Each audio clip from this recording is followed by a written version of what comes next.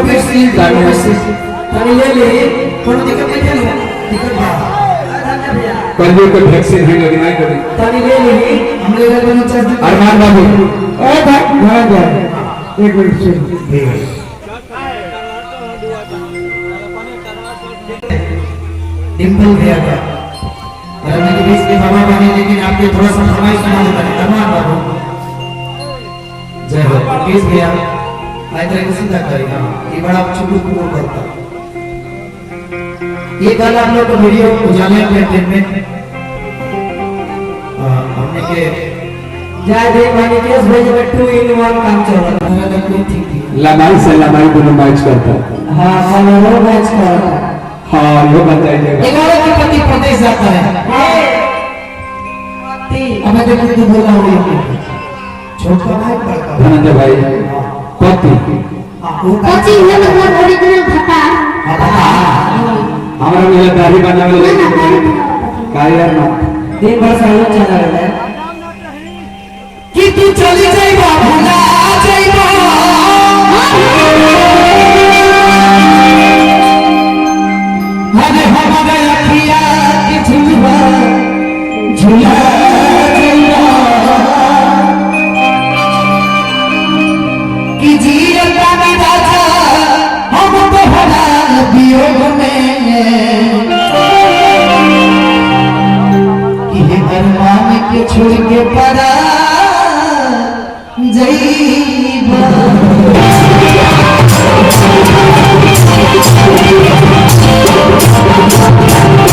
धन्यवाद भैया जी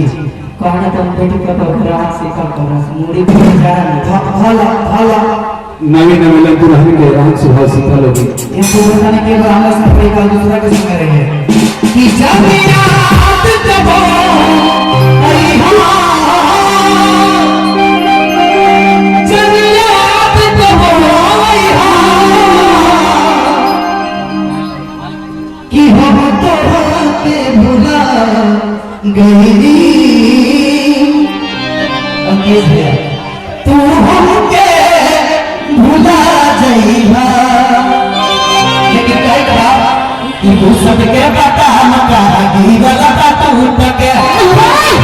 आ बाबू अरे के कि आवा दादा माजा दादा कवना सनु उठके हम तोने दो हां आजा बचा चढ़ाओ कि रहे बयालिया की जुलिया कृपया दूरी बनाए रखे बीच में न लगता रहे तार का छठी फटता कोरोना का लहर है इसीलिए कहा है कि रहे बयालिया की जुलिया तो कौन सारा तिनका सदमा की जुलिया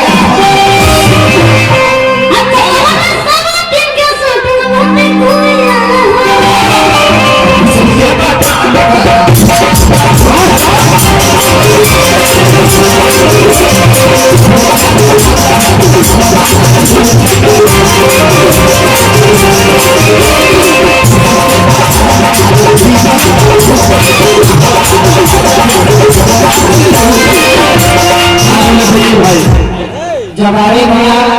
पहला मुलाकात हमने के भैया के शादी में भइल हां आवे मां बहुत लोग जनता ये बड़ा पांचों फकीर बने ये चुनाव है तो भैया बने सीखे आप सबसे हाथ जोड़ के भी थोड़ा सा हिला हां जरूर जरूर देखिए भाई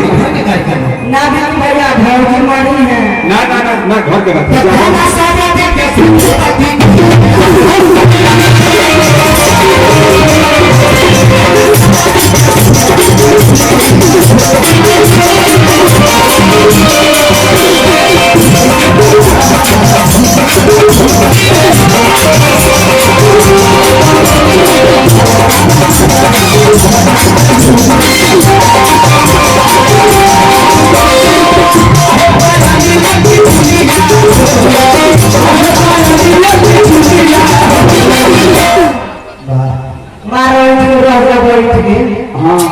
हमने क्या करने ट्वेंटी जाता है क्या